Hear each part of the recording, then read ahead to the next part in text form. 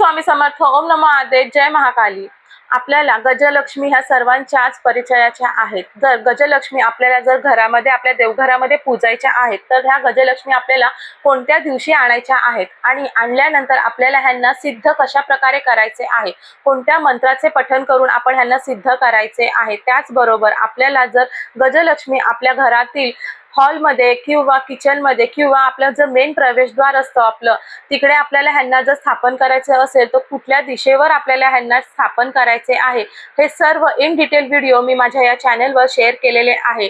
व्हिडिओची link मी खाली दिलेली आहे, नक्कीच लिंक क्लिक करा आणि सर्व व्हिडिओ पहा. गज म्हणजे हत्ती. हत्ती हे अवाढव्य असं प्राणी असतं, तर ह्याच्यासारखंच निर्बल आणि मोठं मन आपल्याला प्रदान होण्यासाठी, आपल्यामध्ये साहस येण्यासाठी आपल्या घरामध्ये गजंत लक्ष्मीची स्थापना करणे ही नक्कीच गरजेचे असते. तर नक्कीच तो व्हिडिओ पहा आणि आपल्या घरामध्ये देखील गजांत लक्ष्मी आपण स्थापन